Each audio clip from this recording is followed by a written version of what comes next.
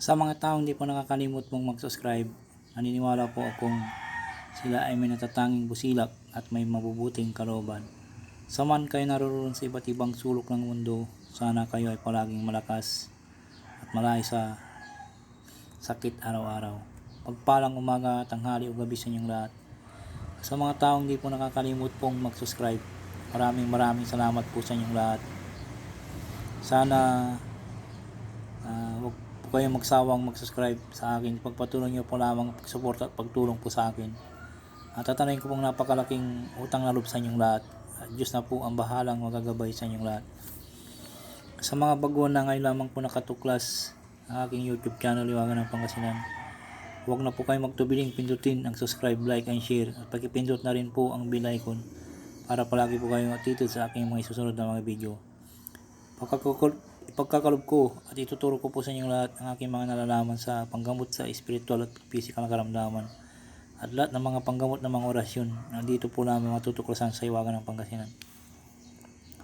Pakatandaan, pakaingatan po lamang, gamitin po lamang sa kabutihan, huwag sa kasamaan. Gamitin upang makatulong sa mga taong nangangailangan at huwag pong ipagyabang. Malagi po ninyong isa puso't isipan at panatilihing magpakumbaba sa isa't isa, magtulungan, magbigayan at higit sa lahat, magmahalan. At huwag po kayong makalimot pong tumulong sa mga taong hinihiga po sa hirap ng buhay. At ito'y ay malaking kayamanan sa langit sa pagtulong sa kapwa, hindi matutumbas ang sino man. Kaya ang Diyos na po ang bahalang magsusukli sa lahat po ninyong ginagawang mga kabutihan. Pakakalob sa inyong lahat ang siksik, tikdik at tumapaw ng pagmamahal ng ating Diyos na makapangyarihan sa lahat.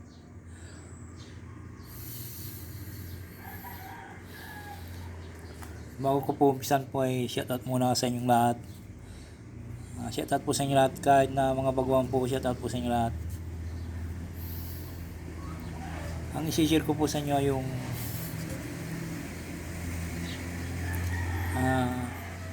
orasyon para sa sakit na diabetes, Hiwaga ng Pangasinan.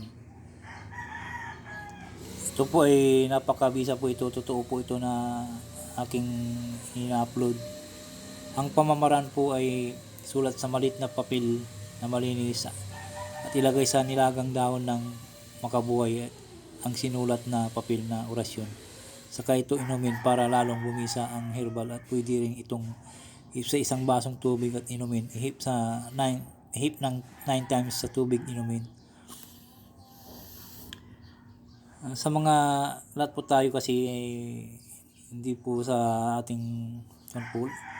Ang diabetes po, wala po sa lahi-lahi po yan. Kung talagang makakon kayo, madapuan po kayo ng sakit ng diabetes, ay siguradong magkakaroon tayo. Para sigurado po tayo na wala po tayong sakit ng diabetes, kung may libre pong check up sa barangay o sa kaisaan, basta libre po, huwag po tayo magtubiling magpa-check up po.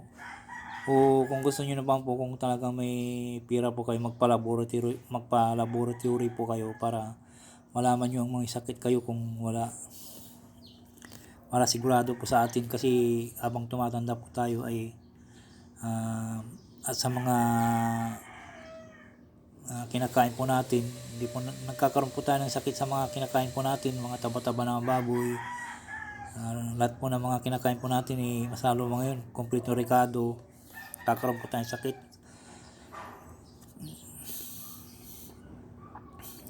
Maalat, mga soft drinks, nagkukuhan po ng mga sakit yan. Kaya dapat po ay kung halimbawa may diabetes po tayo, halimbawa lang po kung may diabetes po, ito na po yung gawin natin. Isulat sa maliit na papel at na malinis at ilagay sa nilagang dahon ng makabuhay ang sinulat na papel na orasyon, saka mo ito inumin para lalong bumisa ang herbal. Pwede rin itong sa isang basong tubig at inumin. Ng 9 times sa tubig inumin. Narito po ang orasyon. Giratam.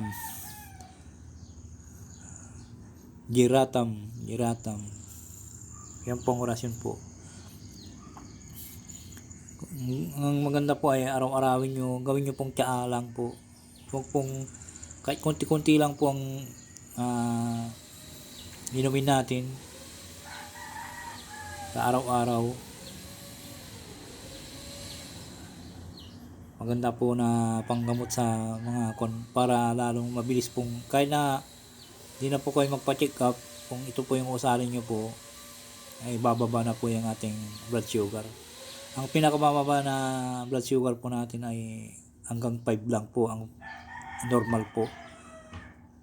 Pero kung tumas na po yan, pupunta na sa 20 hanggang kung na mataas na po yun. Kaya dapat po ingat-ingat po sa ating mga kinakain ngayon, lalo na po yung bumibigat-bigat po yung araw. Marami pong nangyayari sa buong mundo. Sana po ingat-ingat na lang po. Maraming salamat po sa inyo lahat. Sana po nagustuhan po yung aking video. Sana po huwag mo kayong makalimot pong mag-subscribe, mag-like and share.